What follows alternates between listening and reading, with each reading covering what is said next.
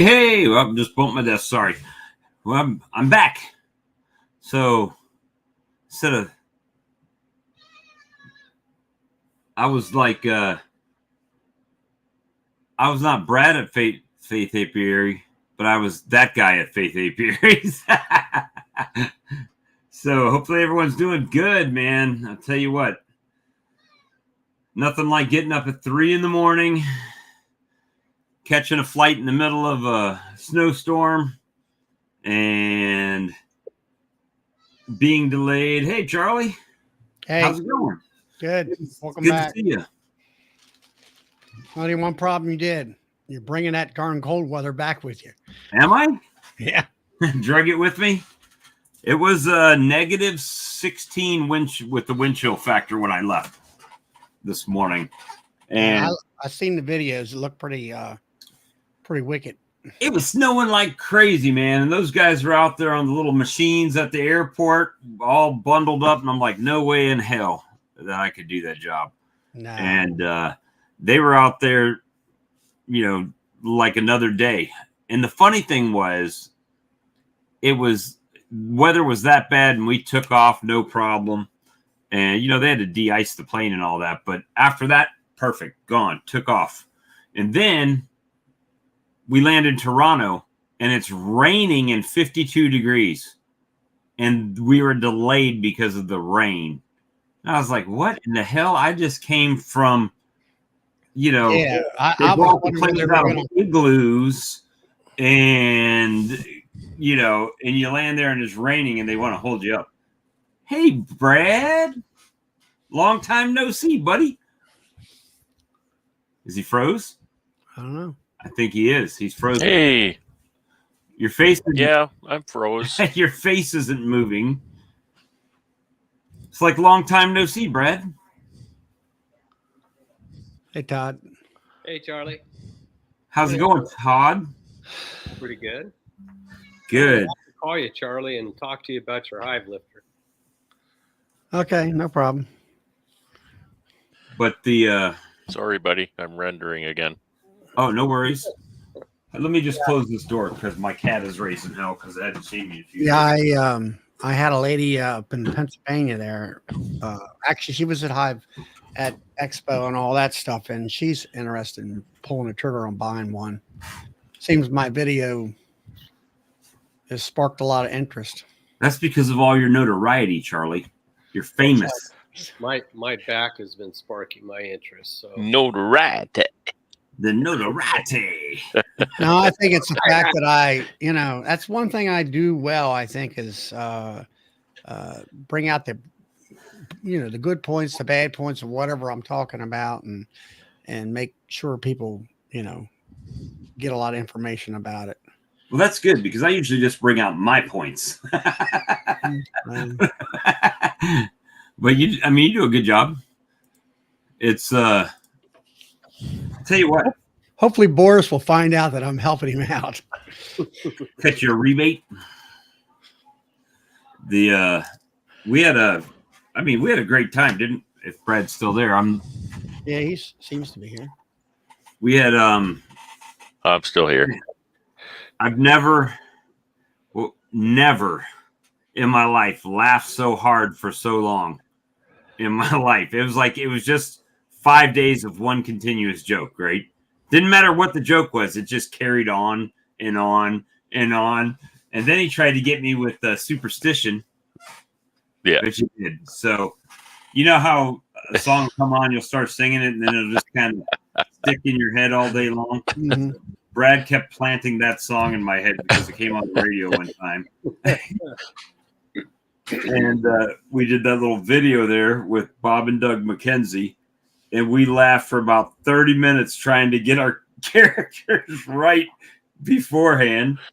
And then one of the funniest things to me, it wasn't funny to Brad, but to me, when you reached out and grabbed that handle and got shocked, I about died. I mean, I was outside the call, just bubbled over. About that for about 15 minutes.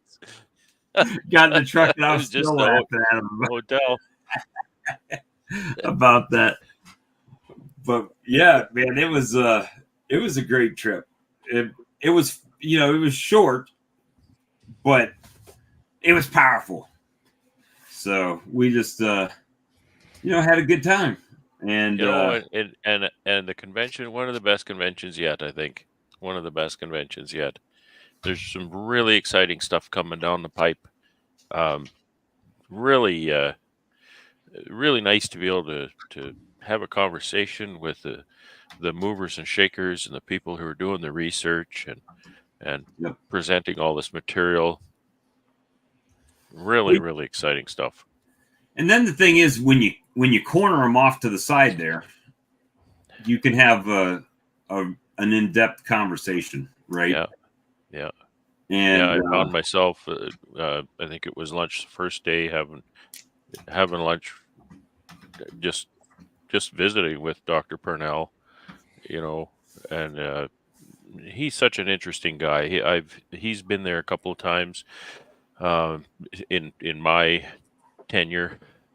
He was there last year and again this year. So really interesting guy to talk to. Very personable and very smart guy. They're all of those presenters are very smart people, very intelligent. Yeah, it's and you can. Well, in my case, I can voice my opinion on something and get feedback, right? Yeah. And you know what? Unlike most of the people in this chat, they didn't look at me like I was retarded. They might have thought I was retarded, but they didn't think it, or they didn't say it. They're just being polite, Bob. They were just being They were polite. thinking it. Oh, bless his heart. Bless his heart.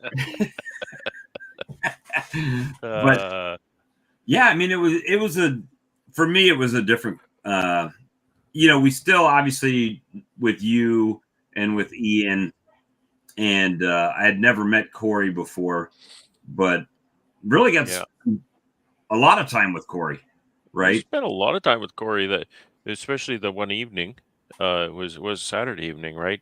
Yep. And we had him in the room when we had a big honey tasting, all the different flavored honeys that Bob had made, and so he definitely went back with a high blood sugar. Yeah. For sure. And he survived the Reaper. He did survive the Man, I saw hair really pouring out of surprised. his shirt as he was tasting it. Yeah, he enjoyed the Reaper. That was quite something. So something that I want to thank the people here in the chat, right? So this was the first year that I tried creamed honey, and Brad didn't get it on video because he received his package prior to my arriving, and for technical difficulties happen sometimes, and it, if you don't catch it the first time on a lot of things, it's hard to do it again because you don't get that same not fresh feeling, right? Yeah, not so fresh feeling. But I was, Brad, have you ever had that not so fresh feeling? I've had that not so fresh feeling when you don't press record. We'll just leave it at that. But so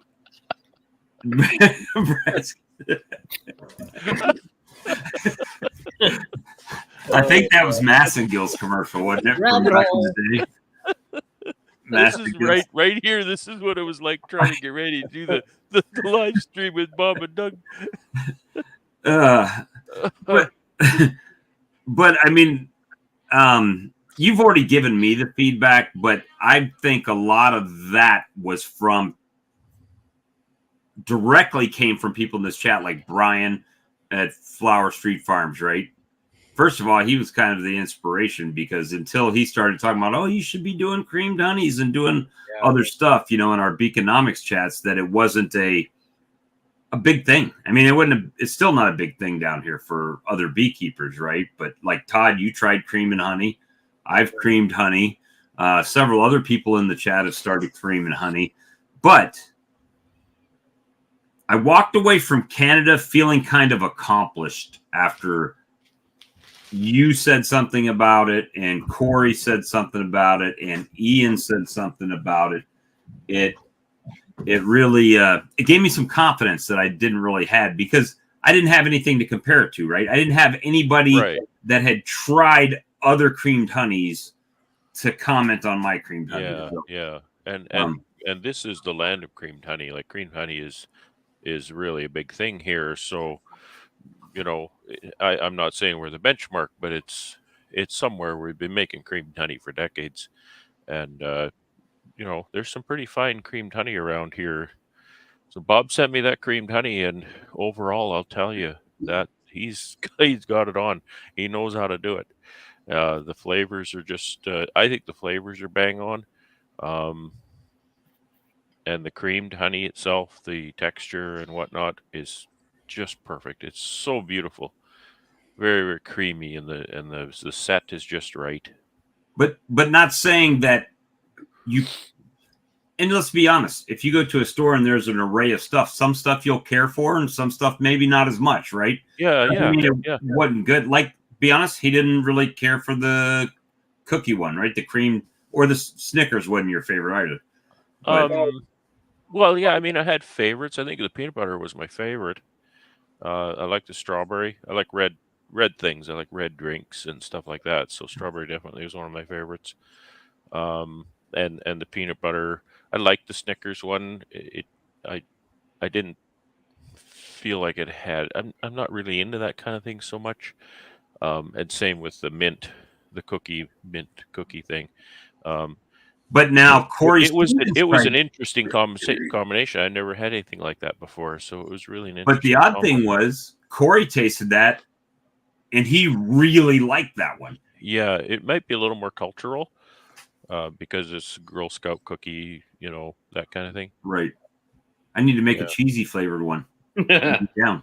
You need to make a poutine A poutine flavored one. honey, don't you? It's they have a thing in Canada for French fries and gravy. Admit it, you kind of like poutine, right? It was pretty good. If they would have made the cheese a little meltier, it'd have been. The gravy was not hot enough. Yeah. But we, I mean, but it's all kinds of things. So in this, and that's a community thing, right? So it's like something as a community, we've been able to resource each other's talents and learn something. So I totally had no idea how to cream honey until before this chat. And now you do. Sessions, and now I do. Since we're on Canadian things, please help me out. What in the world are Johnny cakes? It's not a Canadian thing. Amy taught Carol how to make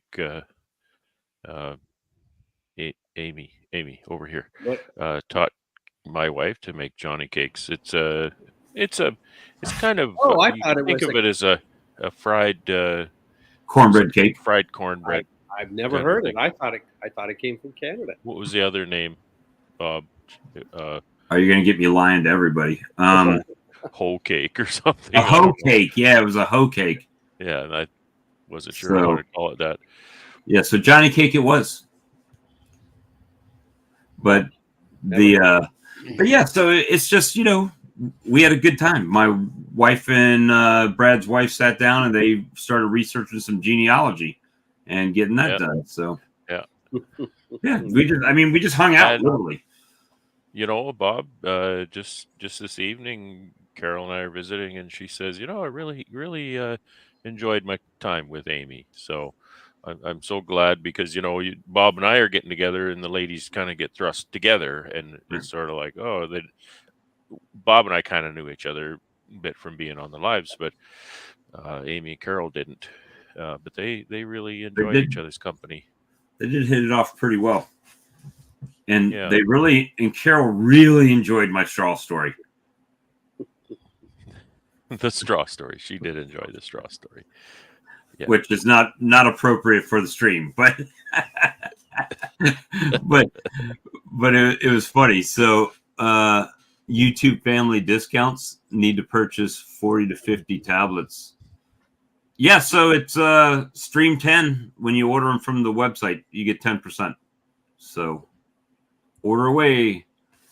Bob's good at sweeping up the bees. Russell says. I got the sweet bees yes, he is. and sweep a shed and shovel snow. Wood shop. not shed, wood Oh, shop. wood shop. You Sorry.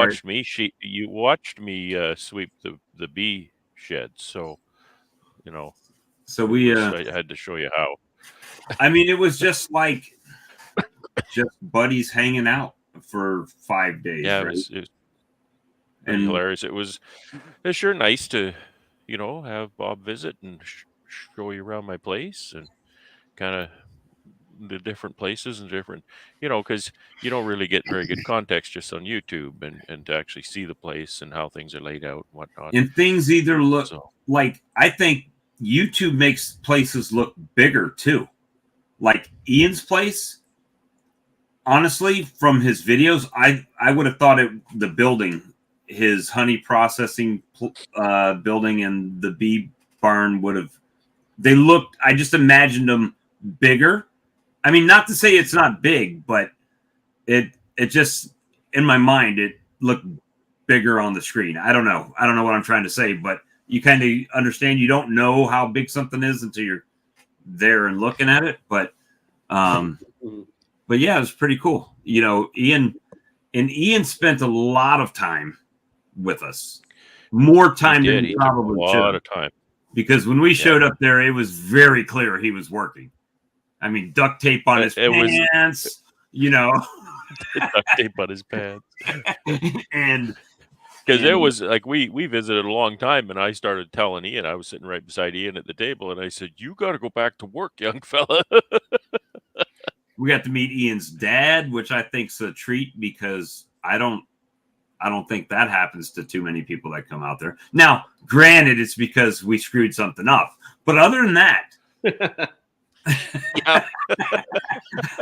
His dad had to come and fix it. His dad had to come fix it for us, but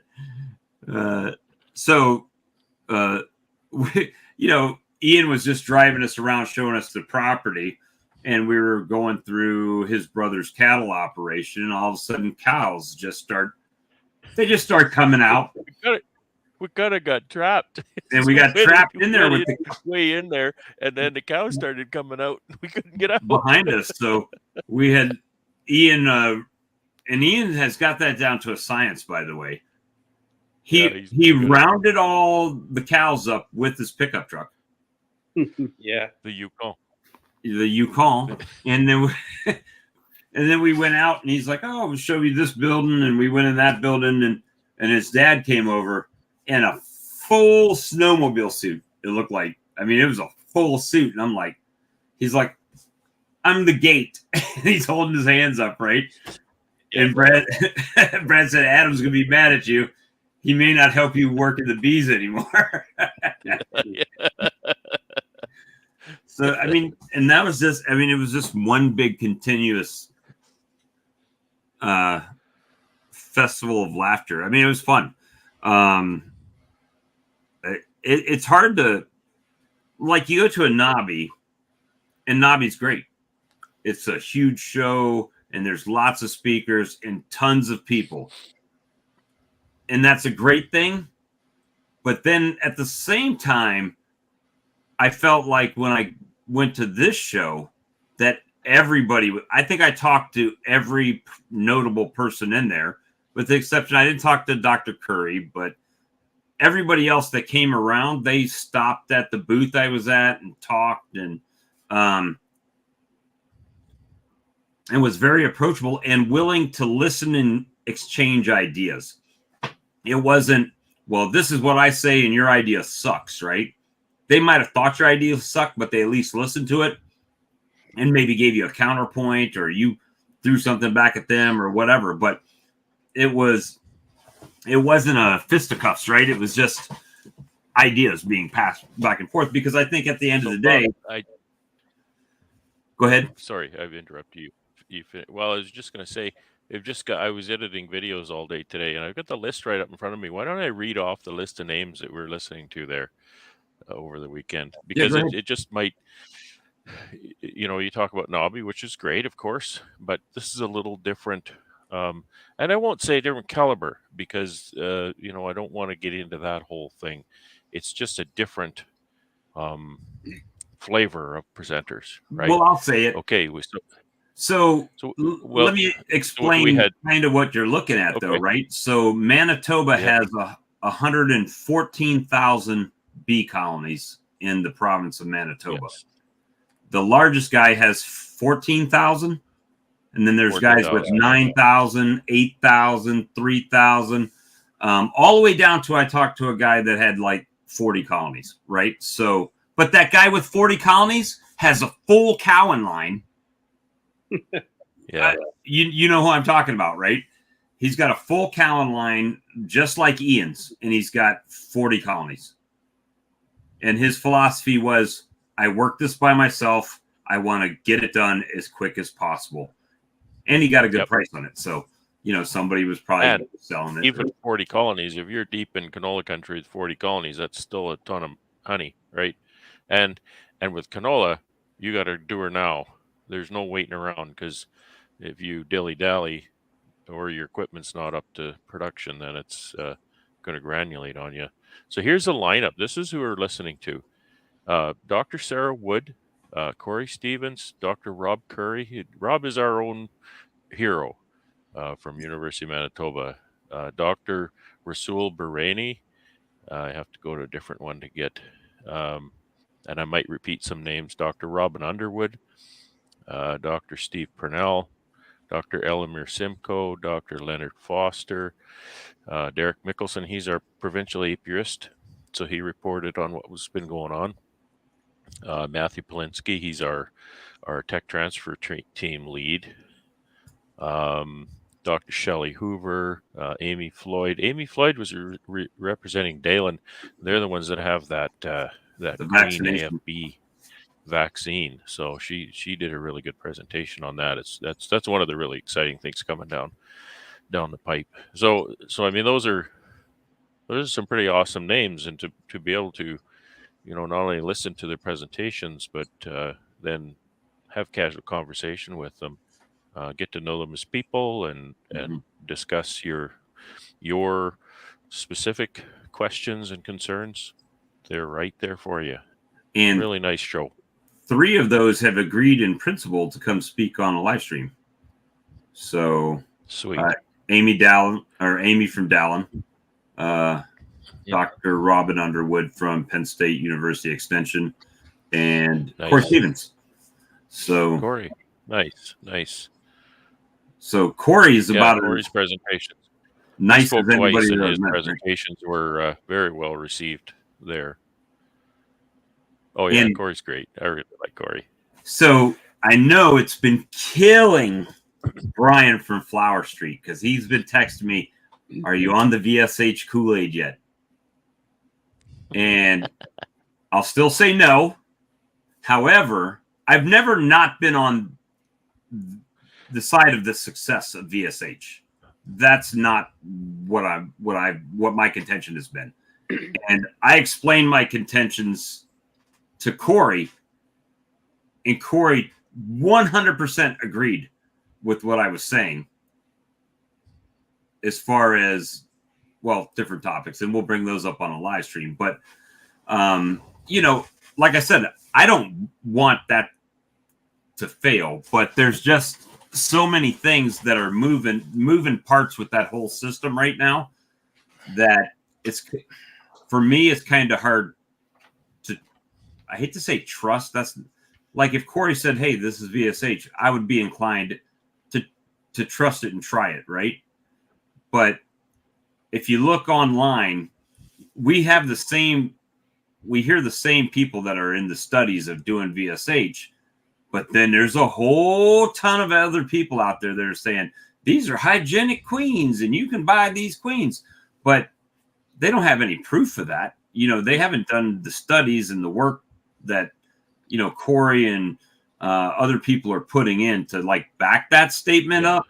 So there's not really a threshold that you say, okay, if it's this hygienic, then it's VSH. But if it's below that, then it might be hygienic, but not VSH. There's no standard. So, and that's kind of, and you're right in that way of describing it, because I think it's very important to understand and remember that that hygienic behavior is not VSH. VSH is a hygienic behavior, but hygienic behavior is not VSH, right? It's a specific type of hygienic behavior. So And it's the reason you know I what I mean? say that is not because I'm just anti VSH. It's because I bought Saskatraz when they were these are the new VSH, and so I bought them. Boom, nothing. Right. The canines from Yeah. Cutic, bought them nothing. And that's like self-proclaimed hygienic behavior bees, right? And I hear somebody say there's a mite mauler out there, whatever they put on it as a creative name.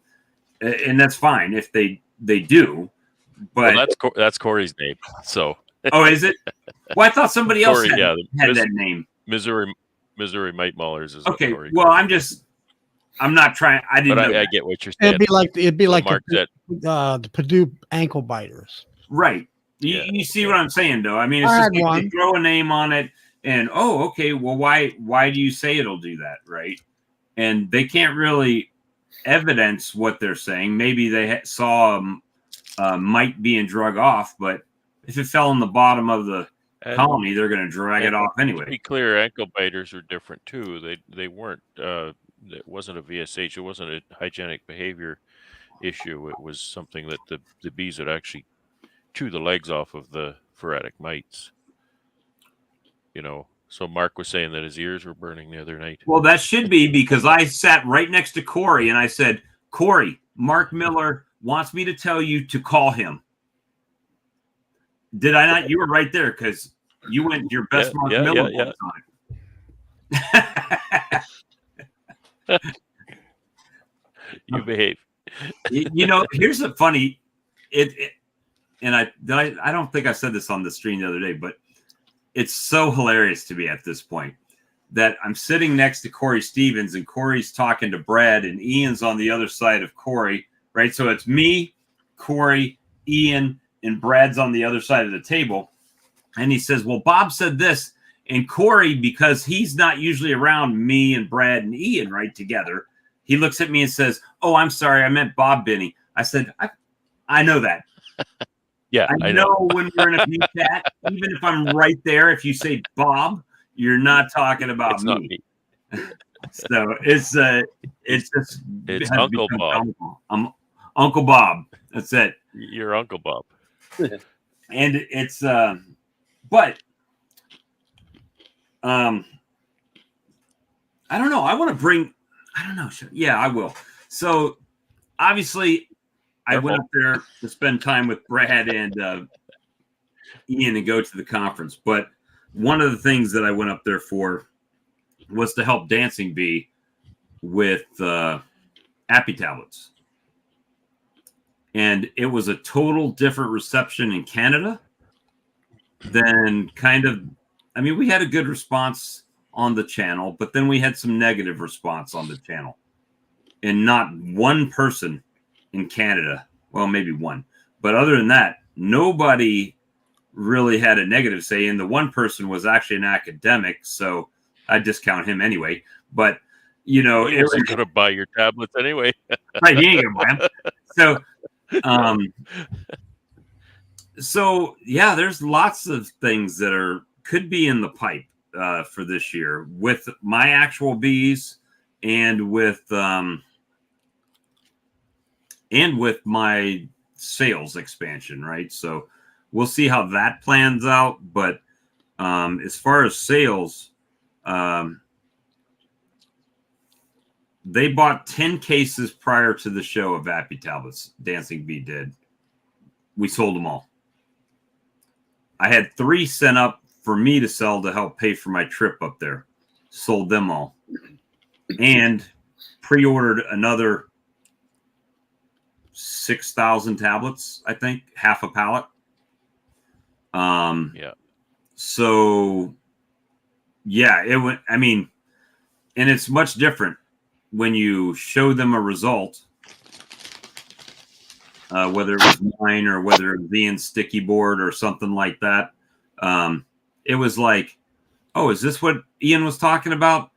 Hey, Mike, put me in for 800. Right? There wasn't thought it was like, if this will help me, I need to try it. Even if it's and when we say 800, to most of us, that seems like a lot. But to some of those guys, that might only represent a quarter of their colonies, right? Yeah, that's a small trial set, right? So, because these guys will have 5,000 colonies, so they'll just get an 800 trial lot. So, yeah, I mean, Brad said, well, I think you unlocked Canada. I mean, it was like, it was well received. I mean, better than I had hoped it would be received. It was received. And keep in mind, I don't own the company. I don't really work for the company. However, so the company's not making any claims.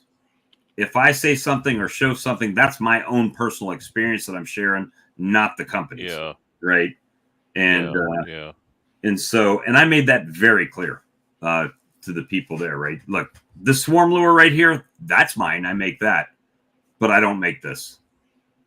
And yeah, it just went kind of bonkers. And the main thing is you got enough money coming back to pay for your trip, hopefully.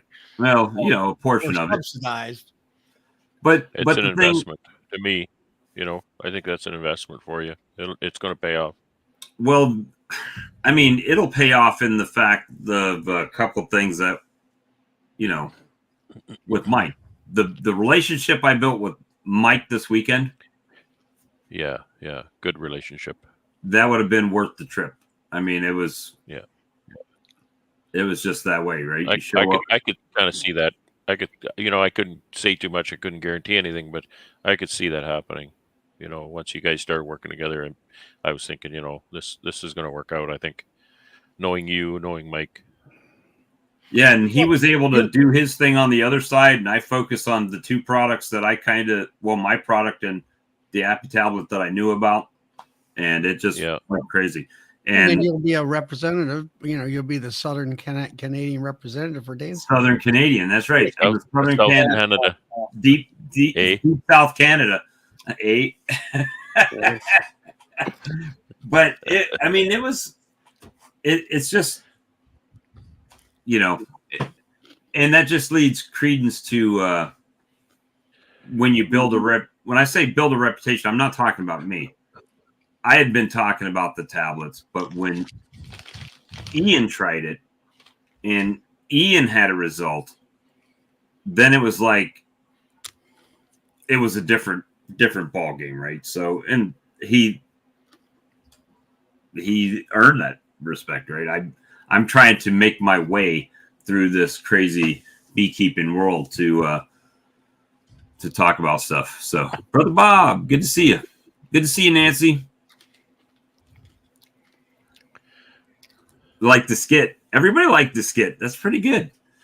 And if you would have saw it, Todd, you guys would have been dying. Brad and I, we couldn't hardly breathe before that. I mean, we started and we said, okay, we're going to kind of, it wasn't skidding. It was 20 minutes before we turned the camera on. We just couldn't. We couldn't breathe together. Hard. I'm sitting here. The only reason I didn't go, and you guys know why, I really didn't need to be where I was at on Saturday, and that's the whole reason I didn't go to Canada. Boy, every time and when I saw that video of the McKenzies, that was it. I laughed my butt off. That was hilarious.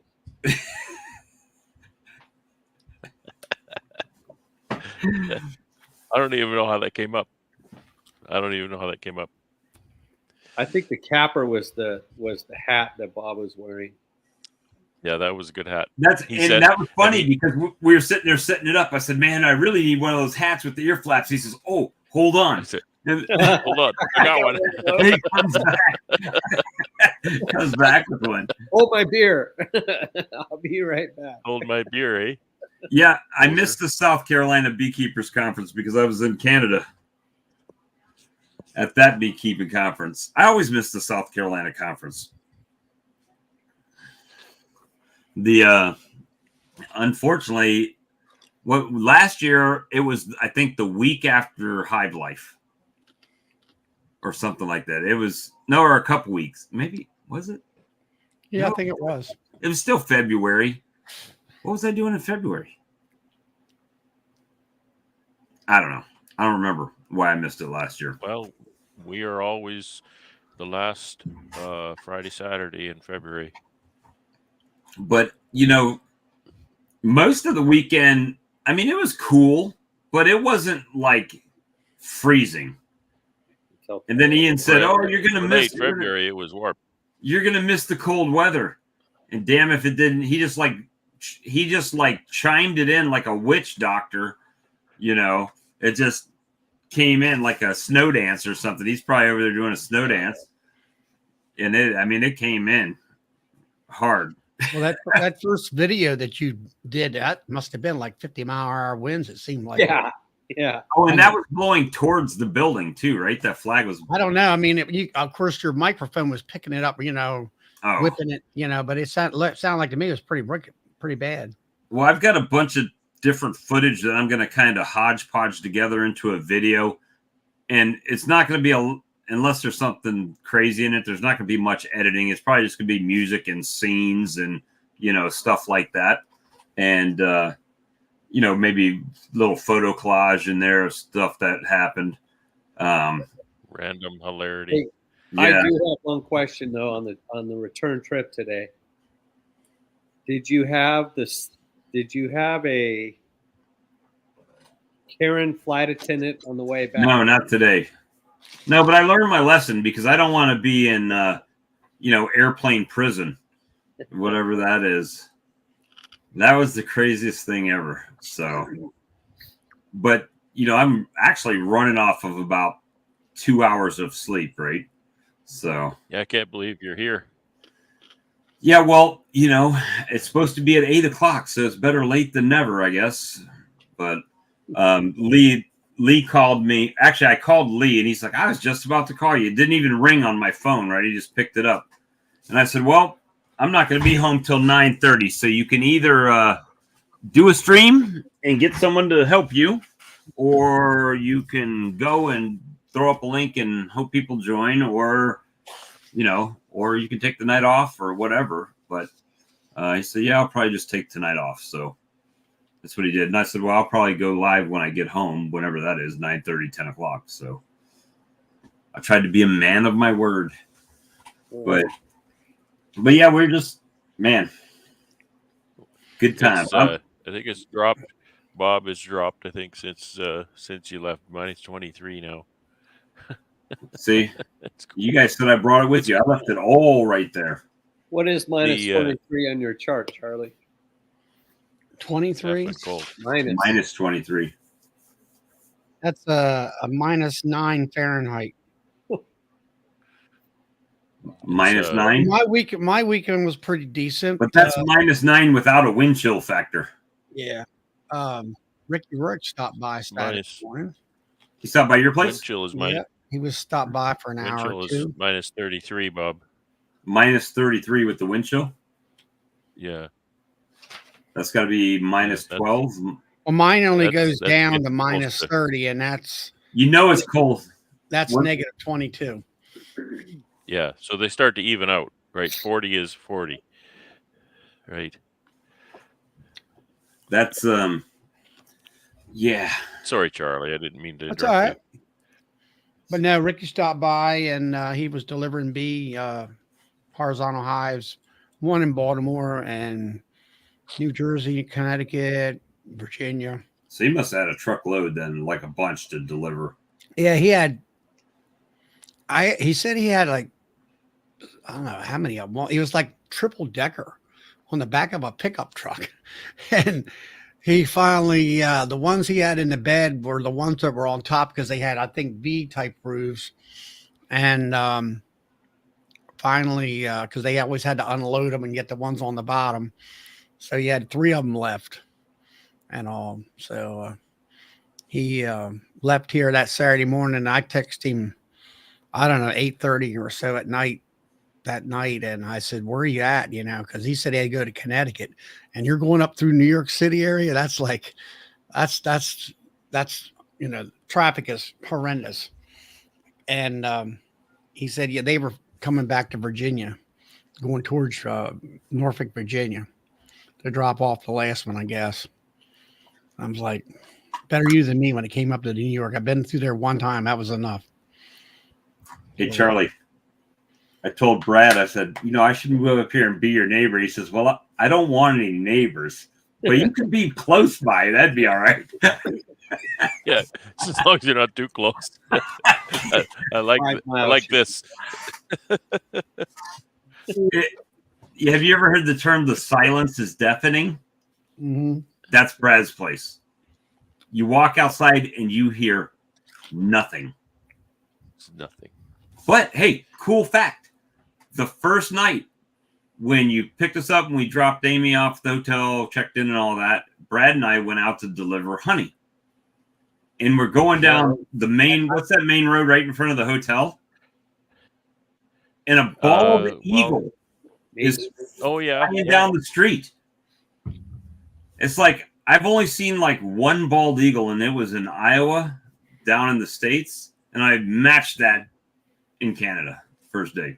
There's quite a few here, and quite a few, we're near the airport, so there'd be a lot out there because of the open space they have. A lot of mice and whatnot to catch. We have quite a few here where I live. We see bald eagles quite regularly. There's that nest in the tree just off, I guess here, just off the camera here, to this side. There's a bald eagle, or there's an eagle nest in the tree anyway. And then now, when you were shooting your shot there, Bob, outside, I think it was when you're on the porch. It looked like to me off in the distance there that there was houses or something over there around the tree line. If there's buildings out there, it's Brad's that I know of. No, it was like way off in the distance. You had the car turning around in the driveway. And it was that way where the car was coming up the road. Towards the road? Is there houses out that way, Brad? I don't remember. Mm-hmm. No, there's some old dilapidated granaries around and whatnot. So that's what it was. I don't know, it just looked like buildings old buildings way out next, like a small forest line. There is I have a neighbor that's a quarter of a mile away, just the other side of the road, but you can't really see his house because it's got trees around it. I've seen some trees, like a line of trees, but it looked like there was several little buildings or something there. I thought that may have been the small little village you live next to. No, I'm 3.5 miles from that.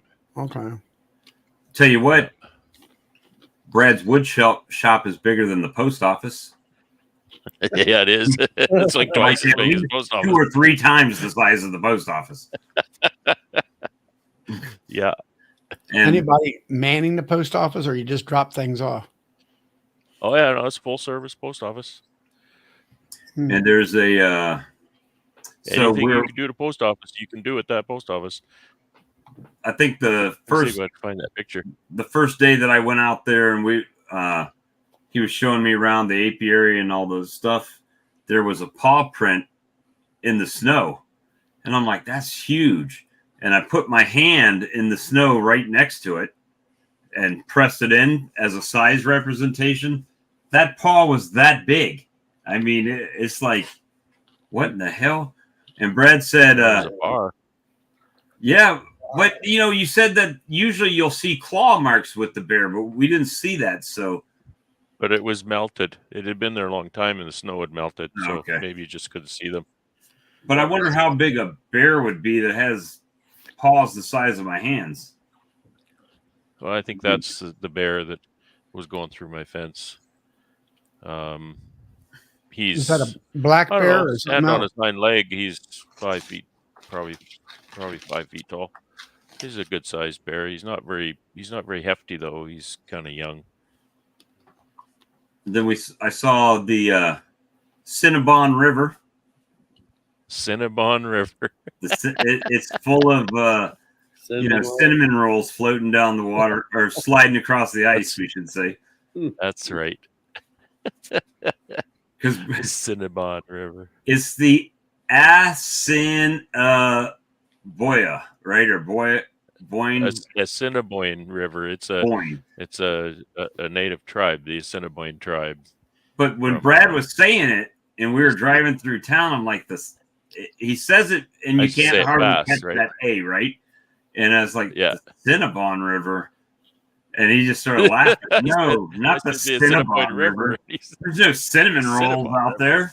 Because he would know if there was cinnamon rolls on the river. For sure. Oh yeah. Be my favorite river. But that I mean, that thing was frozen solid. I'm flying in over it, right? And I'm taking a picture of it, and I'm like, holy crap, that's a big highway. I'm like, wait a minute, hey, thank you, JW. I said there's for the next bail money trip.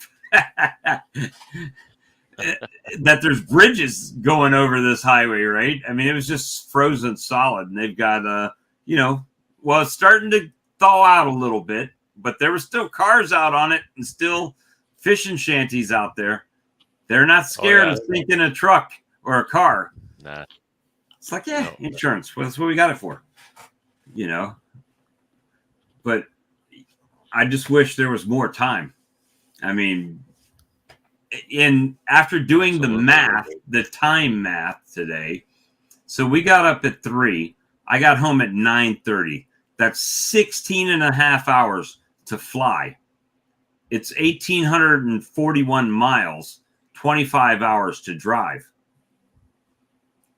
It probably would have been a even cooler trip to see stuff along the way and be able, if I wasn't working, and spend a couple days and then, or, more than a couple, as long as Brad could stand me type of time.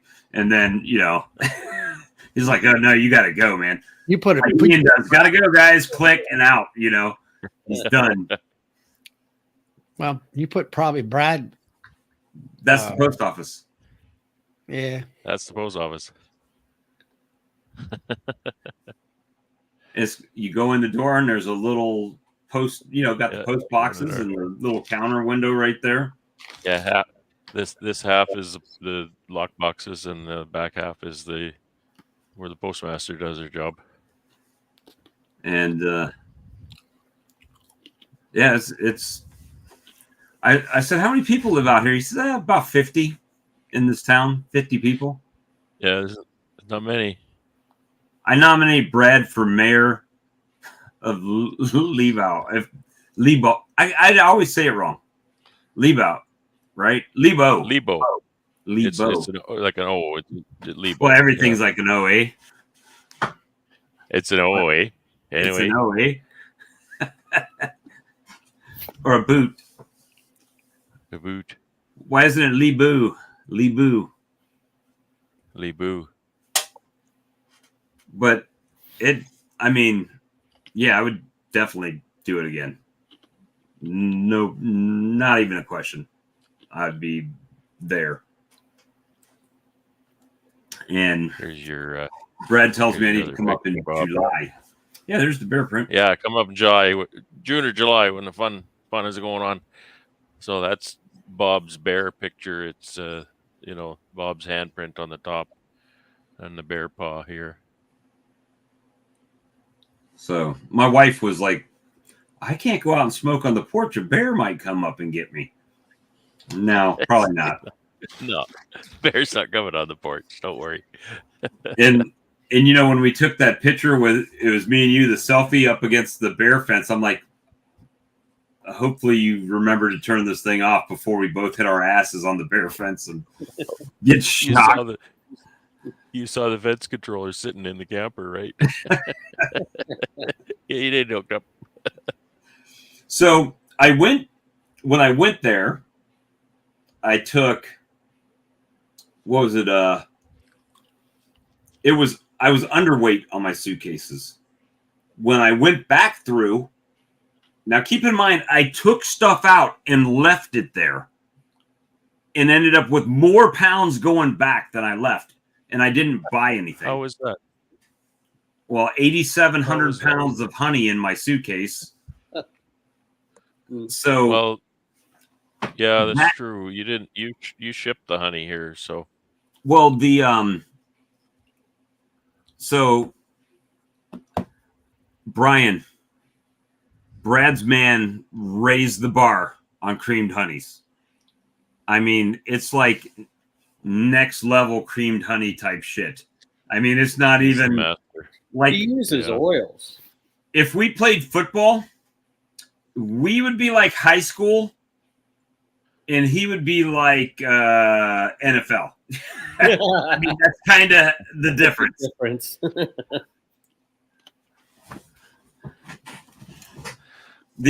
I mean, Is that the trailer he made you stay in?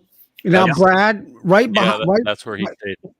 the wooded line right behind Bob's head there. There's a building there. Oh, See it? Let me get a close look. there's a white building back there in the back, or is yeah. that just a hill or something? See, this picture is backwards, so it's hard for me to see. That's the yard. We're looking back toward the yard. That's where my house is. All right, so that's your house. Oh, is then. that what you meant, Charlie? I guess. The spruce trees? Yeah, there you Yeah. go. And that's That's, embedded at a well, building or Well, something. that would be the wood shop, right? Yeah. Well, if Charlie, if you were looking at from the other side, you would see, there's a couple of semi trailers sitting out there. There's my camper for my apiary and stuff. Yeah. So that might be what you're seeing. Hey, Bruce, good to see you. So Hey, it's Bruce. the apiary is not really right behind. I mean, it's behind your house, but it's a good little distance. Yeah, it's I don't know. What is it? 400 yards? Well, Yeah, it used to be closer to the trailer, though, right? Well, Well, we're He's got we're standing really right out three- at the end. What's that, Bob? I said you had three areas that you had your first yard, which was in the front, Yeah. and then you moved it to a little bit bigger yard, and Yeah. now it's where it is now, Yeah. right? And Yeah, the the middle little yard, bit bigger was yard wet. is the one that flooded. And this picture is even hard for me to look at because it's got, see how B made is backwards? So the picture is backwards. Oh, I thought you were talking about something else. Yeah, because it's hard to look at because I'm in the photo. It is Bob's. That's Bob's big grin. But it was But it looks odd to me because it's backwards and it's hard for me to kind of see, you know what? Give me a few seconds. I'm gonna go get that box out of my suitcase. Oh yeah. So let's see. I'll carry the show here for a second if I can. So you Oh took heavens! Bob to be made factory, I guess you call it. Yeah. or- Yeah. Well, to the bee supply store. Yeah. I missed a good one, didn't I, Brad? Well, it was some fun for sure. Well, be made, isn't Just that where they? I download mean, a like couple that's where pictures Ian for you. takes his or ships his honey to. I guess is what I'm saying. The place. Yes, it where- is. The packing company. That's right. So they have a store and Yeah. a packing. So did he take a tour? Well, like where they have like. No, we didn't get a tour there. It's the place where they take in the farmer's honey and they pack it and they market it. But then they also have a bee supply store. So we just went to the bee supply store. I see.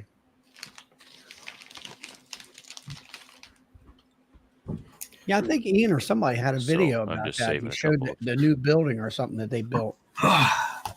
So, first off, Yeah. let's see. We done with the photo? Mhm. No. Yeah, you can can that. All right. Oh, So, I'm gonna make myself a little larger just so people can see. Ah, So, Todd, this is yours. yes, sir. Hey, do me a favor. Do you have this will sound funny, but do you have a seal that you could strap over the lid so it proves I haven't opened it yet? I can figure something out. And Brad knows what we're talking about. I mean, And just put a piece of duct tape over it or something, just so. and this was a gift from my wife. Ooh. buckwheat. So,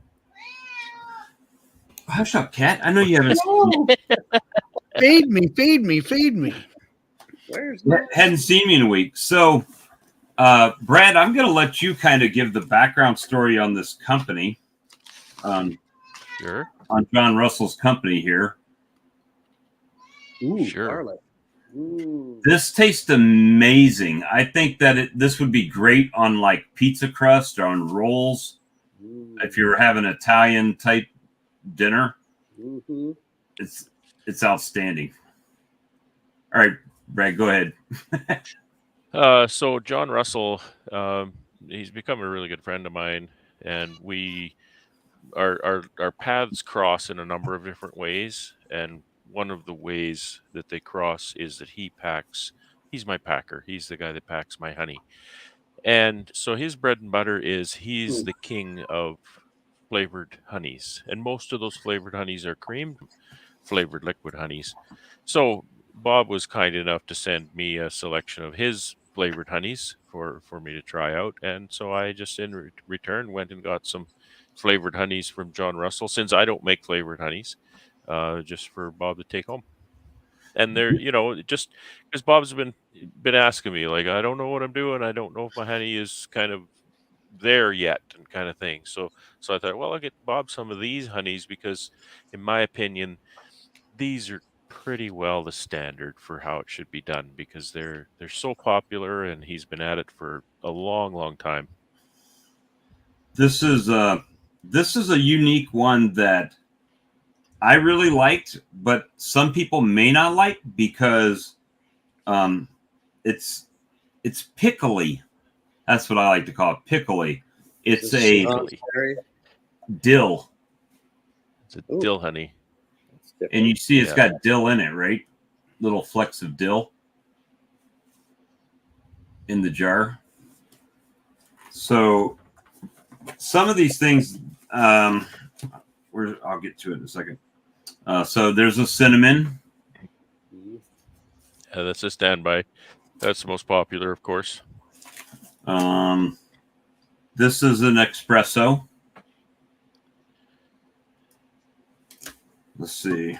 I'm trying to, and this is probably my favorite, my personal favorite out of these is this one. And I don't know how he does it because he's not using powders. And I know he's not using powders because there's actually little bits of lemon seed in there. Like I did get a piece of like ground up lemon seed in there.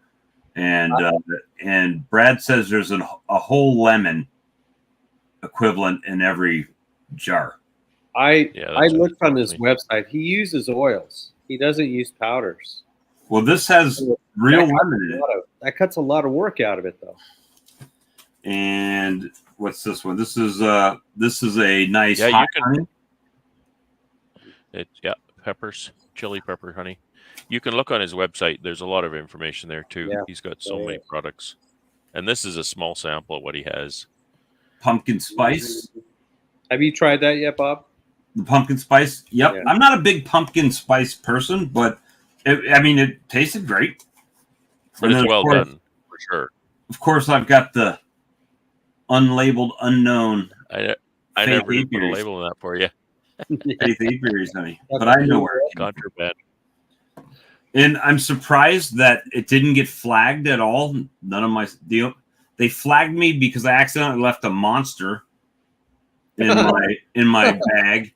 And then when I was going to come into the States, they flagged me because I accidentally left my earbuds in my pocket, my coat pocket, when I got off the last plane. Yeah, God. And they said, well, that's got to go back through. I'm like, they're earbuds. It's not like a detonator, And he said, well, I can put it back through the machine or you can throw them out. I'm like, run them back through the machine. I'm not throwing out my earbuds because they were in my pocket, So it was, some of that stuff was a little bit crazy, but it's an ordeal. But it was confirmation that when other people tasted my creamed honey, that they're like, no, you're on point with what you're doing. And so that at least gave me a bar to look at, what, a comparison. Now, obviously mine's not the same as someone who's been doing it for 35 years, right? It's not that. And I'm using a mixer, KitchenAid mixer. So I'm not using big machines to cream my honey, right? But so I'm doing the best with what I've got, and you're right up there though. Like there's nothing wrong with what you're doing. Your product is fantastic. Ian even liked it. He liked the peanut butter. He's like, "Oh, is this a gift?" Yeah. And he's like taking spoons of it, like Pooh Bear. I said that's my peanut butter honey. I'll have to put them together in a box and send it up there. Sure. But I mean, he even tried the Reaper. No, he didn't try much. Brad tasted the Reaper. What do you think, Brad? What is it? Yeah, it's a kick, boy. Oh boy.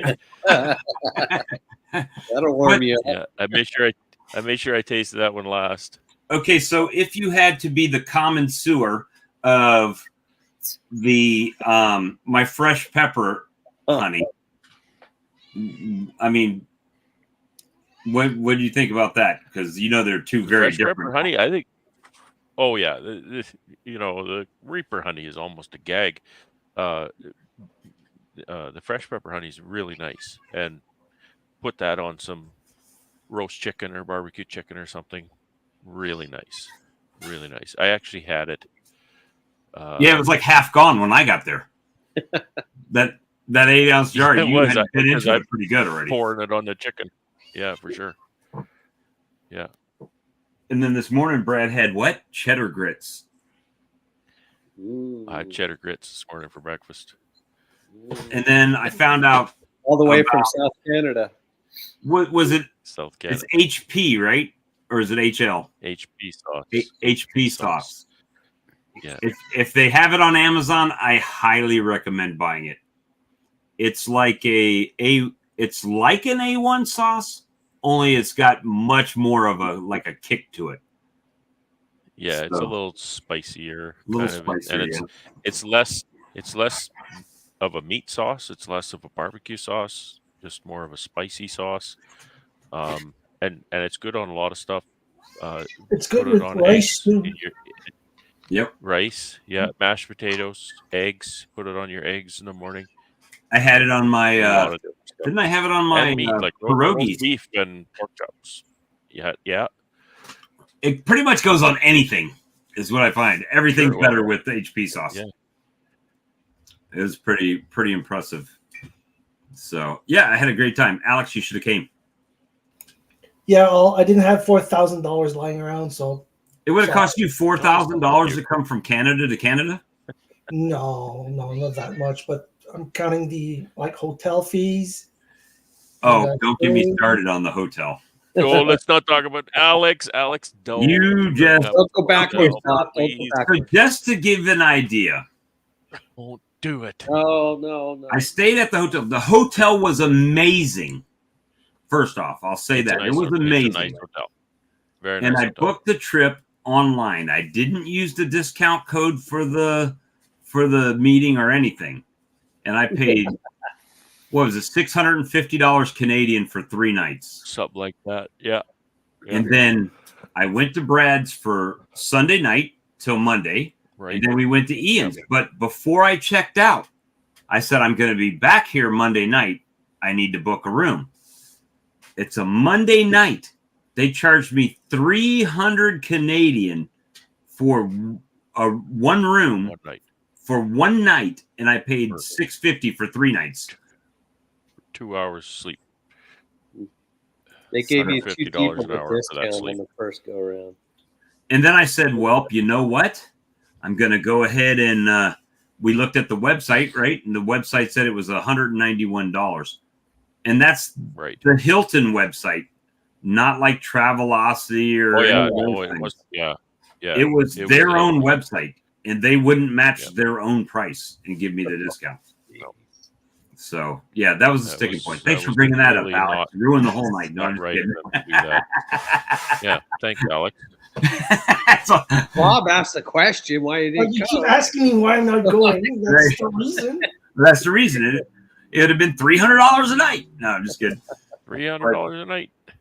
But yeah, I mean, it was, and it's pretty amazing. When I've said that about 100 times already, but nothing it reminded me of Iowa when I was a kid, when there was nothing but cornfields for as far as you could see, cornfield after cornfield. Flat. And you go there and it's just flat, right?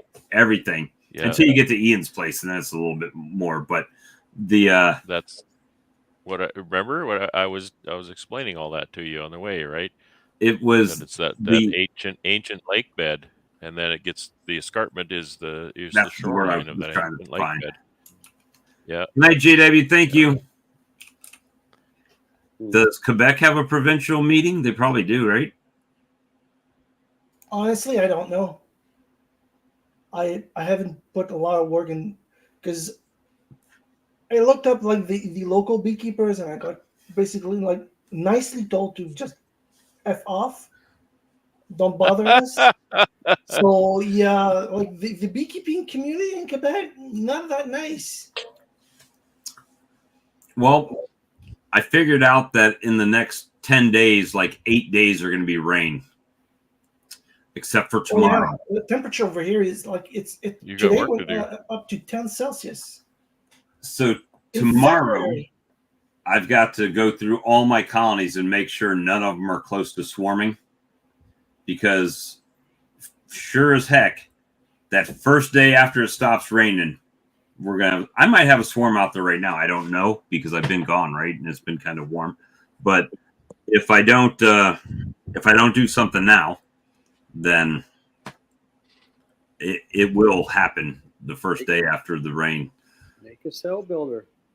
And here's another interesting fact, Brad, that I learned on the way home. You remember the hotel where I was standing on the truck bed that I told them they had to cut through the brick and everything to open it up so I could get the bees out, and they didn't want to spend the money? Well, guess who left a message on my voicemail on the way home? That hotel calling me because they have bees, and it's like now the 4th or 5th time they've called me, and I've told them the same thing every time. Well, you have to cut them out. If you don't cut them out and spend that money, they're going to stay there, or you have to kill them. Yep. One way or the other. Or what's going to happen? Somebody's going to get stung, and they're going to have a lawsuit on them. But what can you do? You got to. I wasn't here for the first part of the. Sorry. You wasn't here for what? For the first part of the stream. Ahead, so, what do you think of Canada? Oh, I love Canada. I mean, I've got a cousin that lives in Canada right now. Actually, I've got 2 cousins and an aunt and an uncle that live right there in Ontario. And I mean, I've been up there before, but it's different. And it's so different from province to province that it kind of even shocked me. So you fly out of Winnipeg and it's snowing like hell. I mean, just friggin' dropping ice cubes everywhere, right? And what did you have? 50-mile-an-hour wind and blizzard and those videos that he put up, with the airplane and these guys trying to run the baggage carts and the pullback machines, and the pushback machine is getting stuck in the snow, and these guys are dressed up. And you know what?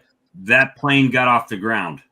And then you get to Toronto and it's 52 degrees Fahrenheit and raining, and it's delayed because of the rain. And I just didn't understand it. I'm like, what? Rain? I mean, they would have took off here in the rain, but it's I don't know, just different, right? Different. That's Winnipeg, man. It's just like, yeah, you're fine. Yeah. You run through the station and they got one on each side, right? These boom trucks that are just de-icing the whole wings, and then go. Good luck. Yeah. Good luck with it. Yeah. Good luck. Hope you make it. Remember, you say it like, I don't know if you're getting what I was saying before. That we'll get a Colorado low, get 3 feet of snow, and everybody goes to the movies. Like, it doesn't slow them down at all. In this area. I was surprised because Ian, when he texted me this morning, he said he said, yeah, school's closed today. And I was like, shit, it must be 38, negative 38. Brad says or what was it, negative 40 or negative 39? They closed the school down, right? You can't go. Can't stand at the bus stop. No, they don't close the school, but they don't run the bus because they don't want the kids standing there waiting for the bus at minus 40. It's minus 40 is the number they use. If it's warmer than minus 40, you just get your butt out to the bus. And Ian said the school was closed. I said, oh, well, it's colder than I thought it was then. The computer lied. Probably pretty hefty wind chill, and that's the dangerous part. You can lose skin pretty fast. But you're in the same country. Like, I mean, we get variations, right? Obviously, if I was in New York, it would be different than it is down here. But you guys, I guess I'm thinking because the provinces are side by side like that, but you still have a great difference. I mean, where you're at and where Toronto is, I mean, you're definitely further Toronto, north. when you go east of here, Canada goes a long way south. Toronto is the same latitude as Chicago. Okay. Right. So it's a long way south of here. Western Canada is kind of consistent. It just kind of goes along the 49th parallel. But yeah, I was telling Brad, find me some land. Well, Brad could have 1,000 colonies right there. He's got enough dirt to put them on.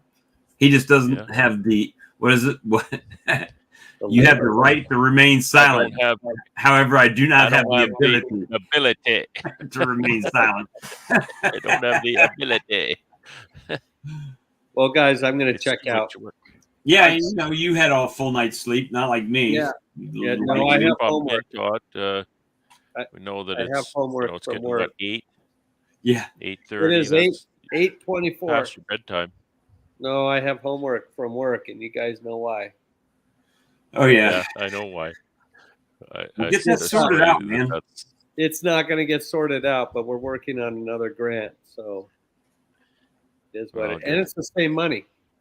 But you know what they're going to say? Well, then we could add that grant and that grant. You're still fired. So I found out what happened. So, and I'll explain this, and then I got to go. So let's just say, Bob, you're doing your taxes for 2023, right? And you turn in your W-2 that says 2023 on the top. Well, the finance department turned in the paper with 2022 documents and wrote the check in January of 2023, and they held it for a whole entire year. And then we just found out about all this in like late January. Do you think the DOJ is going to move at the speed we want them to? No. So it was a guy in finance that messed up the whole deal, and boy, sparks are coming out of my boss's nose. I mean, it's like someone's head's going to roll. Hard to make up that kind of money in a budget, isn't it? Yeah, it certainly is, because there was some. I just say certainly is. But the good news is that there's another grant coming up, the same amount. For I think the deadline is May. So we have to get all our ducks in a row and pray that the DOJ re-grants us our status so that we can apply for this one. So I got a question for you. What do you think Brad knows the answer. What do you think the first thing my wife said when she got in the vehicle and we were coming home? When are we getting home? Well, that was the second thing. The first thing was, God, it's hot in here. It's hot in here. See, it happens. And that's why you didn't tell. I'm all disappointed. I set the whole thing up, and you didn't even tell any stories about me picking you up at the airport. Oh, yeah. Well, I thought we said that on the other one where Brad hopped out. He was right there, too, when I landed. I mean, when I walked outside with the suitcase, he's standing there in short pants and tennis shoes, right? He's like in a T-shirt. It's like you would have thought I was in, March somewhere else here. All right, that was a little cool. It wasn't too bad. I got to go log on to my other computer. All right, so. All right, Todd. Later. See you, Charlie. See you, Alex. See you, everyone. So yeah, I mean, I like Canada. I'd move out there where Brad is. I'd move in a second. Yeah, you kind of really like this area. Oh heck yeah! I I'd love mean, to visit the prairies, honestly. And you like them too? We're like 8 miles from a casino. Heck yeah! And Tim Hortons is Heck right yeah. by that too. I mean, Quebec's nice, but it's mostly forest, like a lot of forest. It's There's not much farmland. and you know it's funny because I've always envisioned myself to have a place, and when I went to Brad's place, it was spot on to what I envisioned me having someday. You know, and even before bees, like when I was a kid, is like, yeah, that'd be great, and just have never done that. And then to be out there My and to be little able to farm. experience what I wanted to experience my whole life, you know, it was really a Yeah. validation. Brad might That's know of really this nice. YouTuber. You know a guy from Saskatchewan running a farm called Arcopia? No. That's me and Brad losing our money together. Yeah. Hey, but we went easy. Brad lost 30, we won 30. So, you know, he might as well Yeah. just handed me his money when he walked in the I door just and called it a gave- night. We would have Give saved him some my time. 30. So, night, Roy. So I mean, it was just an amazing time. I mean, everybody was super nice, and I ended up speaking German with a gentleman out there, an older gentleman, and I think it kind of surprised him that wait, someone came from South Carolina to Canada to speak German. You know, it was kind of interesting, and you know, you work with Mike, who's been in sales for years out there, and he says, you know, you're really good at this. And I'm like, well, I've been known to sell a couple things, you know, little widgets here and there. So it was just fun, you know, and getting into just really in-depth conversations. It's not your average, you know, hey, this is this is how we're gonna do a split this year. You know, that's not the general topic, you know. But I mean, if you ask that, I'm sure somebody would give you some advice or tips on it. But that typically was not. It was all vaccines, and probably one of the most interesting studies that I saw was Robbins, when she was talking about no treatment Those three versus management methods between chemical-free treatment and using chemicals on the hive. And they did a 3-year study on it. Conventional methods, certified organic methods, like, you know, no amitraz, but formic acid, and then a no treatment method. And there was a definitive loser. An extensive, there's an extensive study done on it. So, but hopefully, that she has some time and she'll be able to come on, and I'll let her give that whole presentation if she will. And you know, it's just based on what time she has. But that was, Brian, that was the biggest thing, was just connecting with people, right? I just like to talk to people, you know, and it doesn't matter, you know. I don't, and I think, and this was kind of unique, I think, to this situation, is Brad had never met me, never met my wife, just through this, right? Primarily is how we've met and we've talked, and so there's a risk there, right? I mean, sure, there's always, well, on the stream they're kind of like this, but you don't know what you're going to get in person, right? And then there's always like, when someone comes to my house, it's like, well, what are they going to think when they're here? Because I live modest, right? My house is not this big shiny mansion and with the, you know, bunch of shiny things around and a lot of junk, as you guys see in the video, sitting around. So it's like, It's my storeroom. well, I mean, that's it. So it's there's always that Well, you know what I mean? It's just in the back of your mind. And some people would be more worried about it than others. But Brad for weeks was like, well, what do you like to eat? What do you guys like to do? I'm like, we're very easy. Whatever you do is what we'll do. And it'll be fine. Yeah. Don't go out of your way. And, Brad did. But I'm just saying that it wasn't like I'm expecting anything. It was nothing. It was perfect. And and I appreciate it. You wonder what this guy's really like. This is what this guy's really like, right here. It's just that's him, right? He may be a little taller than he looks on the screen, but that's about it. I'm just Bob. That's it, right? So it's not no. I just do me, man. I'm on YouTube. It's not for me. I don't put on the I'm this or I'm that. I'm just me. You're not a master beekeeper? I'm not a certified master beekeeper, It's just if I like to talk Bob. bees and He's your uncle.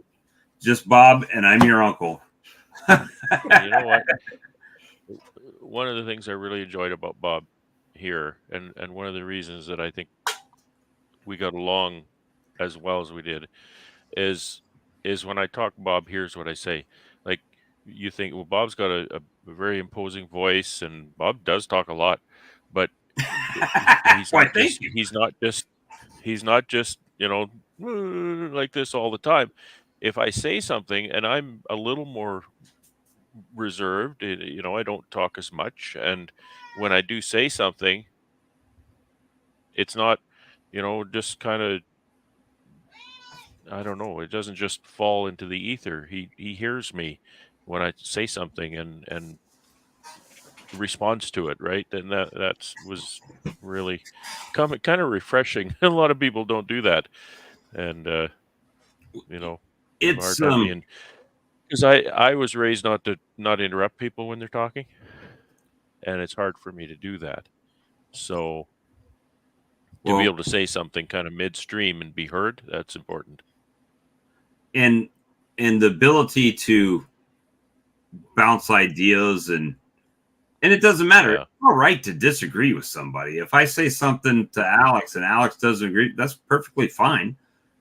But what it does do is maybe, just maybe, it opens up a conversation to where we may not see eye to eye on something, but in actuality, he might understand a little bit more where I'm coming from or where the other person's coming from, or just a dialogue. You might hear an idea that you hadn't considered, because none of us know everything. We haven't thought of everything. Not at all. And it's only like, that's the key. Listen, and if you want to be listened to, then you better start to listen first, and then doesn't guarantee you're going to be listened to, but that's where it starts, right?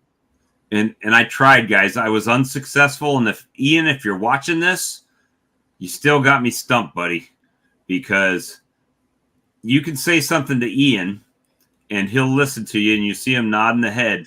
And then all of a sudden he goes, he kind of tilts his head to the side and he's looking down. And you see the squint and you see the wheel turning, but then he does not respond back to you, which you're expecting him to like give you an opposing thought or concur with what you're saying. But he just kind of keeps that in, where I can't do that. That's like, I want to know, well, what are you thinking? And I did ask him, I said, hey, I want to peel open your head and understand what you're thinking. And it was really, it was nice to be welcomed into people's homes.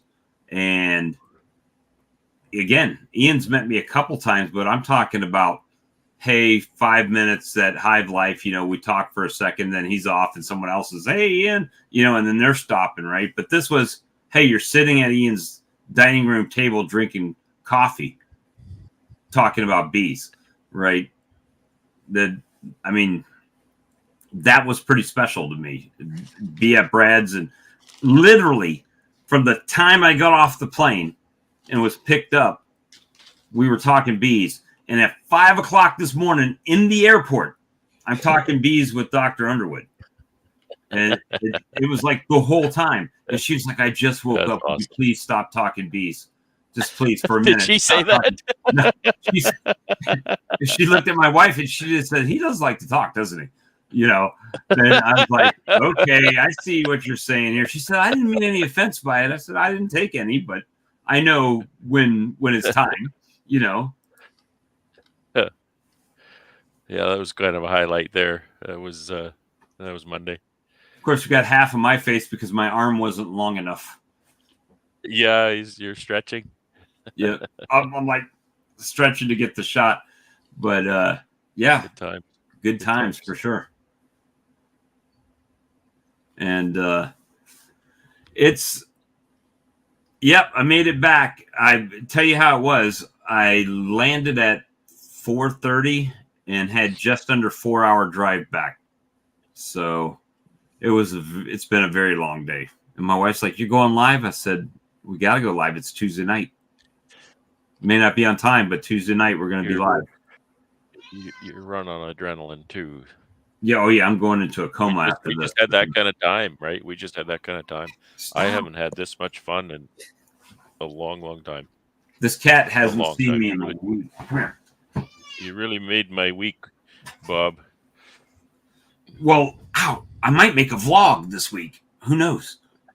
I got to get busy. I've done nothing on a vlog. It's like Brad's a week behind on the week update. I am. And I made an Ian video, so that was pretty cool. And everyone's like, "Who the hell's this Bob Walker guy?" That's the funny part about it, right? To me, it's like I'm in Ian's house and nobody knows who I am. And got to meet Carrie.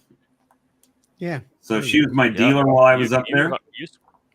You spent a lot of time with Carrie. Yeah. So I sat at the table next to her in some of the speeches, and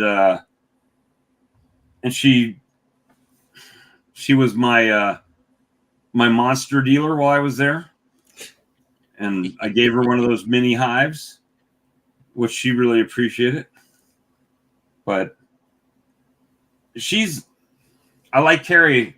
Carrie is how do I say this? It's not a bad thing. It's not a bad thing, but I don't feel that she is the one to say something to you. You have to initiate the conversation. Then she's fine. But from my understanding, I'm getting clawed. That's why I'm being kind of weird over here. But but I don't feel that she's going to be the one that's going to walk up and start, speaking to you right out of the gate. Bob's scooping up bees and Ian. I actually did scoop those. That was not there before I started. He did. Everything in that wheelbarrow Bob scooped up, and I think he wasn't doing it right by the look on Ian's face. It was. I guess those were the wrong dead bees. It was pretty dark in there. That picture very dark. does justice, and I'm wondering how Ian does that on his videos, where he's just got that red light in there, and you can see it pretty well for how dark it is. But I had that red headlight on, and Ian had a red headlight and the flashlight, and you could hardly see anything. I mean, and my wife went in there too. She was walking with us, which was pretty impressive. Oh, now you're done with me, Kat? You got all the fur on me. Cat marks its territory. And let me see. My wife will be looking for someone to hang out with in Louisville next year. I think my wife and Brad's wife are a lot alike. I mean, it's really kind of interesting. So I don't know if you follow these things, but Brad's wife's first name is Carol.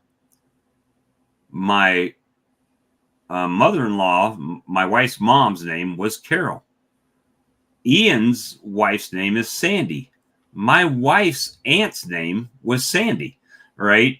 So, and then my wife's maiden name is Dickinson, and Brad's wife's maiden name is Dixon. And they just seemed, I mean, they really did well together. I mean, Well, they didn't have any choice really because they were going to be stuck together for a week, but they did really good at it. Yeah. You know, but they did really good at it for sure. Oh yeah, yeah. And my wife did comment today. Sure had a good time with Amy here. That's Bob I got out opening to the gate to let the cattle out. And I know you said something when I got out to do that, and I didn't catch what it was. I'm sure it was a joke, but Ian was getting ready to get out, and I said, "I'm on this side. I'll just get out and go do it." Oh, okay, sure. And we were in the Yukon, Alex. That's the Yukon. Well, he said that's proper shotgun etiquette. Like the guy on the right always Jumps out and gets opens the gate, right? Yep. Because the other guy's got to drive through it, right? and then you just pull it behind you and jump in. Yeah. But yeah, that's what he said. It was, yeah. And my wife is not. I mean, she doesn't dislike the bees, but she hasn't been around it enough as far as these conventions, and she feels kind of out of place, right? So, like the first couple days at the show there, Carol was working down there. Amy didn't have really anything to do, so she was just kind of hanging out in the room, which makes me feel bad because we came all that way and she's sitting in the room. But it's like we got to do what we got to do until things change, right? So we see Brad. Bob, when are you moving to Canada? As soon as Brad finds me a place. I got to find some property. That's close, but not too close, but not neighborly. Well, I got a temporary place. There's a camper in my apiary he could stay in. You just have to re-wall it and re-floor it. No, you re-floored it. Just re-wall it. Brand new floor. Like a paint, she'll be fine. Demouse it. It does have mice, that climbing mice too. That's interesting. Mice, climbing mice, yeah. Well, if you get a house built, you can have passive solar. Like the guy I mentioned earlier, like he grows bananas in Saskatchewan. Just because of the way his greenhouse is I've been in Saskatchewan. There's lots of bananas in Saskatchewan. A different type of banana, though. I've been in Saskatchewan. And they're homegrown, too. They definitely are. I've been there a lot. But yeah, that's so here's my personally what I'm kind of dealing with is, all right, all my kids are grown. And so when I talked about it, my wife was like, what, the kids would never come visit us. I'm like, we live in the same town as they do, and they never come visit us. So it's like, at some point in our life, we either have to just be content with this is our life, right? And we're just going to be stuck wherever our kids are, or we're going to let them be grown-ups and we're going to go do our thing and live our life. So I don't know. Bob and Alex would be like the odd couple in the very best way. Dude, I saw a guy. Where was he? Brad, you got to help me with this. Oh, where was it that I said? I think it was it might have been a Maitre D at one of the places. Oh, the Maitre D at the casino restaurant. It was spitting. I said to Bob, we were sitting there eating, and I said, Bob, there's Fred Dunn. Fred Dunn is the Maitre D here. And Bob just kind of said, what? I said, Fred Dunn is the Maitre D here. And he turns around and looks over his shoulder. He says, yeah.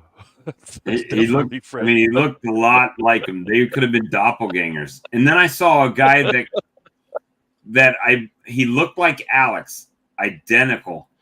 Only if Alex was, I don't know how tall you are, but this guy was probably 6'2". Oh, no, I'm 5'7". I'm really short. Okay, so it would have been you had you been put in a rack and stretched a little bit. And I mean, identical. Hair, glasses, everything. Just Hair? tall and Because well, hair it's and still lack like thereof, a- right? So I mean, it was just he looked just like you. It was crazy. But I couldn't just go around all over Manitoba shooting pictures of people all over the place. Hey, I'm an honorary Canadian. He's That's from true. South Canada. Yeah, I'm from South Canada. definitely. But yeah, I mean, I would definitely. I've been looking at different places as far as like being an expat.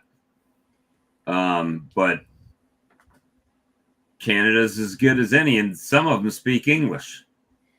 Most of them. Some About of us 3 do. or 4 different dialects of it, though. Yeah. I got to experience my first Hutterites. That was interesting. Not the people were interesting just as people, but the dialect was very interesting to me. Yeah, it's a very interesting dialect, isn't it? It's just take everything you do. It was kind of like when you used to take the old 78 speed records and play them on like 33, right? You remember that, Charlie? Well, they do talk a bit slow for sure. It was a bit slower. Aren't they kind of like got that Dutchy Amish? Yep. dialect? Yeah. Oh, But it was and then what I think there was Lithuanians or Eastern Europeans, I'll say that. Probably Okay. just by the spellings of the last names I was getting, it seemed like it might have been a lot of like Russian or something like that. Yeah. And I don't know exactly. I'm just spitballing that out there. was Boris? Well, my town here is a Latvian town, like a Russian Well, there you go, Latvian immigrant town. Yeah. And, Latvia is right next to Russia. and here, Charlie, I flew 1,800 miles to eat KFC. Yeah, that's what I heard on that video. Comes to Canada and I take him to KFC first thing. No mashed potatoes, KFC. Yeah, they don't have mashed potatoes at their KFCs up there. They bet you they. And guess what we had on the way home tonight? KFC. KFC. Yep. Of course you did. Mashed potatoes? No, we didn't even have gravy. We just had chicken sandwich and French fries on the way home. Oh, yeah. No, we put the gravy on the French fries, not the mashed potatoes. Oh, Tom wants. I think that's Tom. It could be his wife. But the best part, bar none, it was just hanging out with Brad. If everything else would have went away, I could have just went there and hung out with Brad, and I would have been fine because it was. You know what? So hilarious. It seemed like we could have a hilarious good time everywhere. Well, like we went. The first thing we did was we got everybody into the hotel, and then we went and did a couple of deliveries, and they weren't right down the street. We had to drive quite a bit, different places in the city, and we just had a great time doing that. Bob came into one of my little stores that I delivered. And I'm glad you took me to that one. Yeah, that's Charlie would have been banned from the place. First week, he'd have been like, "You can't come back anymore, Charlie." Yeah. At Hooters, huh? I didn't even have to say anything. But yeah, I mean, it was just the camaraderie more than anything. I mean, the show was great, but overall, if the show wasn't even a thing, hanging out with Brad and Ian, I mean, that's priceless, right? I mean, you guys have watched Brad's channel. When I got there, was he ever Doug McKenzie? When? Yeah, Bob says it's going to be something different for your channel.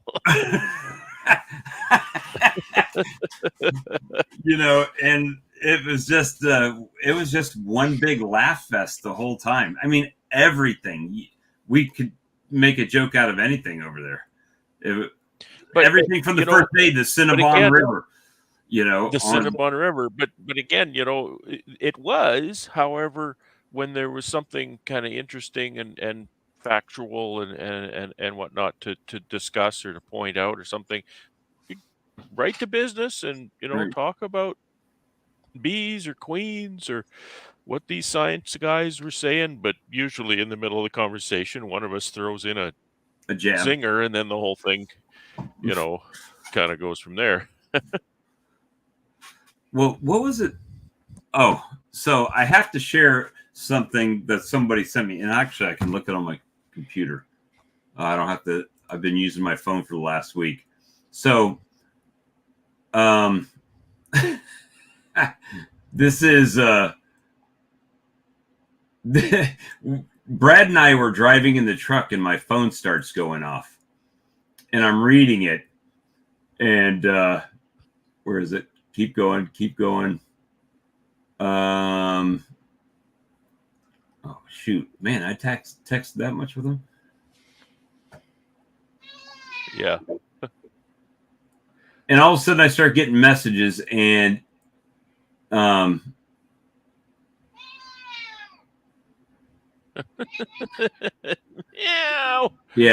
and that's exactly what I sounded like. I'll give you some attention in a minute, I promise. Yeah.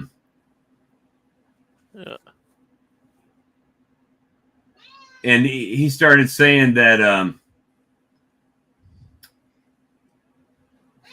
he says, you sure bring some interesting angles on certain bee topics. And I was like, well, hopefully that's a good thing. He said, good or bad, doesn't matter. Perspective is interesting, right?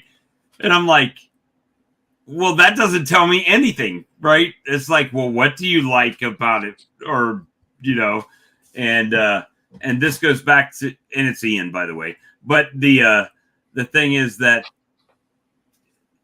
he was actually still thinking about our conversation after the conversation was done, which meant that what I said, like he said, whether it was good or whether it was bad, he was still thinking about those topics, right? And things that I had brought up, which is exactly why a lot of times I'll oppose a thought. Whether I agree with you or disagree with you, I'm just trying to bring that other side of the conversation. Because if we all get on that one conga line down the rabbit hole, then we're all going to fall off the cliff together, right? So sometimes even when things are seeming like they should go one way, if you bring that other side, you might be like, well, wait a minute, let's look at this from this aspect, right? And then I would say something, and then Ian would say something like, yeah, but what about this? And I haven't thought about that, right?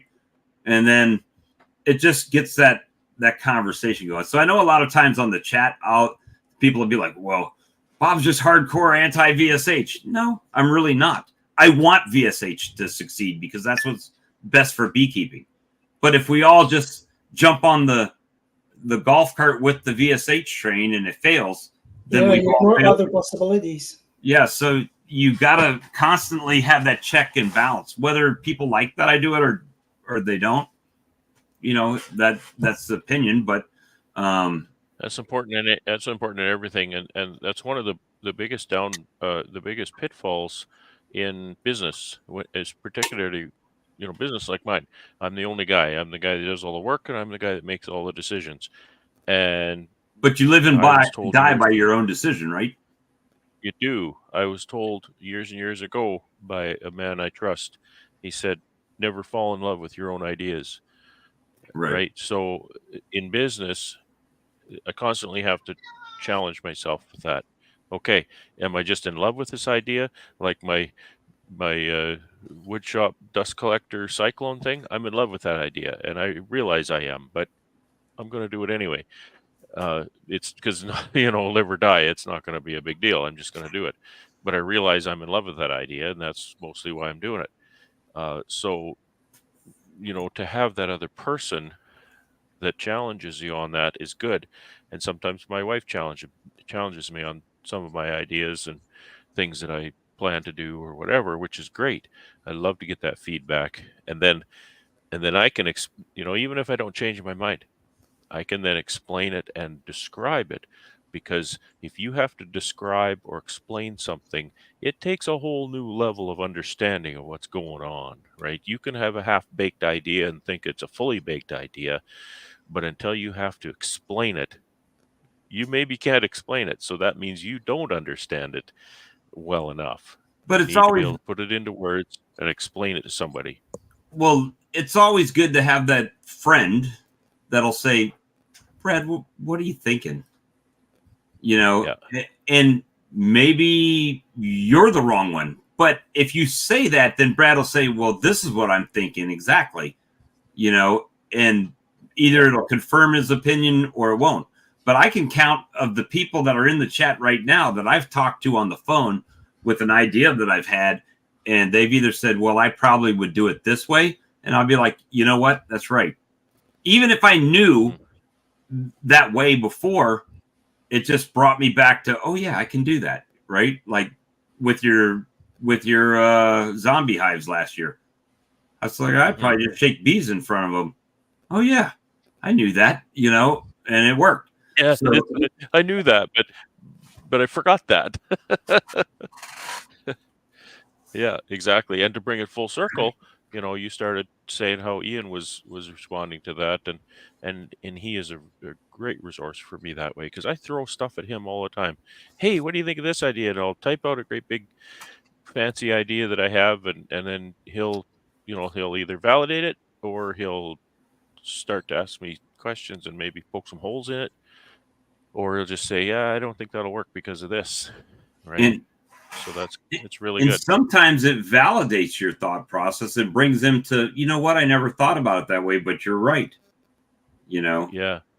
So to give you an He's not example, too proud to say that either. He's oh no, he's for real. sure. He's a real guy. Like he will say that to me. He said, "Shit, I never thought of that." You know, I can remember there's a couple of little management things that I've suggested to him. You know, as he'd say, "I don't know how to do this. You know, I just not a good way to do it." And I'll just say, "Well, just why don't you do it like this?"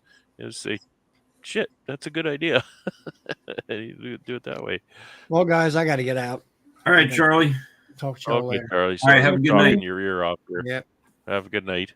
But you know, this is a good conversation because, you know, even when it comes down to something, and I'm gonna talk about the Appy Tablet again. I know everybody's sick of hearing it. I'm sick of talking about it after this weekend too. But the thing is that I saw some results, but yet, even though I saw some results, people are like, "Well, let me test it so I can see the results," right? And they still have to see that for themselves. And then Ian tries it and Ian sees some results, or Brad does it and he sees some results. Now all of a sudden, instead of one guy out here on the limb by himself, now you got three people saying, well, you know, I don't know exactly what it's doing, but I know this is happening, right? And then it takes off. So and it's okay to go along with something, a new idea, with skepticism or with a measured trepidation kind of thing, and use these, right? Right. You try something new, use these. Don't go and have a 10,000 colony operation and hear by the grapevine some fanciful idea and apply it to all your bees at one time. That's ridiculous, right? Yeah. You pick a subset. You pick 100 colonies or something In a control group. and use these. Yeah. And see for yourself, right? Yeah. So cautiously. Even like the creamed honey, I thought it was pretty good, but I still sent Brad some and said, "You try it," and I told him, I said, "I don't care if you think it sucks, tell me it sucks, because if he doesn't tell me it sucks, and I would, then I don't have anything to improve upon. I still have lots to improve upon, is with my creamed honey, but it's a matter of having that guy who's tried other creamed honeys say, you know what, this is this is good. Maybe this isn't. You've got the result. You maybe need to work on process so that you can produce maybe more of it, or easier or something like that. But you use that as a baseline for your result, and you're fine. You're fine. And you're right. I would tell you it sucked, because it's not good to tell a friend that what they're doing is not, measuring up. If they're asking you for your opinion, uh, Well, you you also have to have to, tell them, what, that's not very good, or it could be better in this way or something. Because it's not nice to do that to a friend, to tell them, yeah, that's great, when it really isn't. because you're sinking them. You're helping them sink, right? I mean, Oh and yeah. as the guy asking, you have to have the thick skin enough to take that, right? You have to know Don't that's an ask a option. question you don't want the answer to. Right, Don't exactly. ever ask a question you don't want the answer to. That's your doing, right? And my motto is, you ask me a question, Wait a minute. you better be ready What for the answer, what's the because I'll question answer here? it. Bob, you need to adjust the description on your website of your tablets. 10-pack $39.99, 24-pack 24 packs. So it's a singular 10-pack or 24 10-packs for $540. I get you. Yep. I got you. Thank you for that. Yep. Cool. Well, that's good feedback. Yep. See, that's the things So, that you anyway, overlook or typo or that's something. my. Yeah. Oh yeah. Yeah. Add the S. But that's what I mean. Like, don't ask a question and get all offended with the answer. It's kind of like, you ask a question. What do you want me to lie to you? You want to ask a question? You want me to lie to you? Well, just tell yourself stuff then, and don't bother me with it. Let me see. Cat, stop it.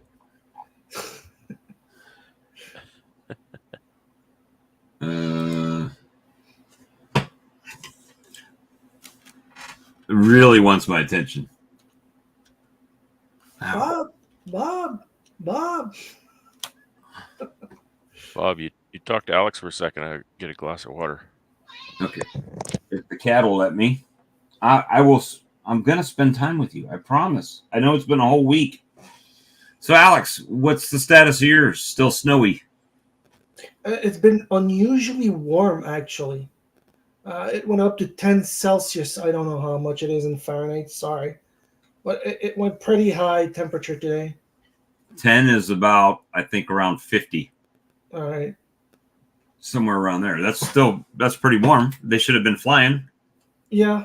And they're going to get a nice cleansing flight because it's dropping again tomorrow. Well, no, it's going to rain tomorrow. Then it's dropping into the negatives again the day after. Then it's going to be for a week above 8 Celsius. So maybe 45 Fahrenheit. Other than that, I sold some honey today, like one jar. Like this neighbor was walking her dog, and the dog was like, it was like, those young dogs, like they're crazy whenever they meet someone new, and the dog was like crazy, like jumping around, and I don't know how exactly it went, but it basically went like I wouldn't. Well, yes, I was talking like I love dogs, but I can't stand taking their care of them anymore, and because I have bees and honey at home. Oh, you have bees, and from then on, like she asked about like what's it like to be a beekeeper, and then she offered to buy some honey. That's awesome. And it's some cards so she could give some to her husband, her kids, and I may have new clients. Hey, you get them one at a time and they just stack up. And Brad, I was really impressed with Brad's setup. And I think similarly, his model would be one I would look at if I were you. Because he's selling a lot of honey with very little person interaction, right? He's got the one shop owner he deals with, and he drops off a case, or I think we dropped off a case of cut combs to that one store, and it, I mean, I don't know how much that case cost, but it was, one stop, you make $100, couple $100, and off to the next one. And I think we did 3 or 4 that day. And he's got it set up where they just email him an order. He doesn't even really have to talk to him. He goes there, they hand him cash, he hands them honey, and he leaves. That's nice. I don't have enough regular clients, but it's like I said, it's slowly improving. Like the business cards helped. Like my dad, I asked because since I only have a small car, I bought a sofa because my workplace is moving Right. to another office, and they're selling and since pretty much everyone works at home, they're selling the Office furniture. Office furniture, and there was this nice one seat sofa I wanted for $10.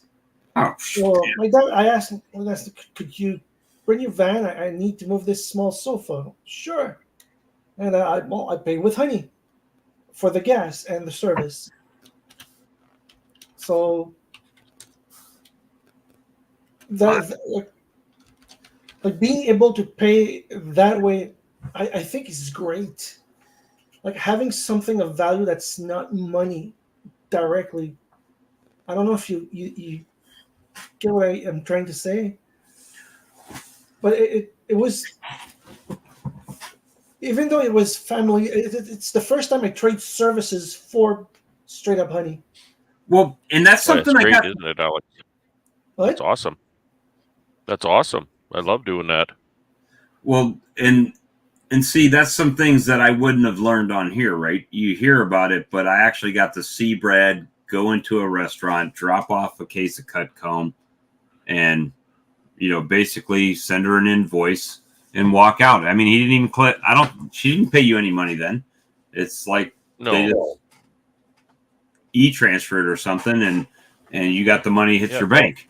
And I mean, we were in and out of that place in like a minute, actually probably 2 minutes, because the first minute we were wondering, hello, is anyone in here? And then she came up. The washroom or something. So she came up front, and he had the product there. She looked at it. Yep, looks good. And we were gone. And then went to somebody's house, and he came to the door, and here's $100. See you later. And Brad walks back to the vehicle. So I don't know what you thought, Bob, when we went to that house. I might sneeze here, but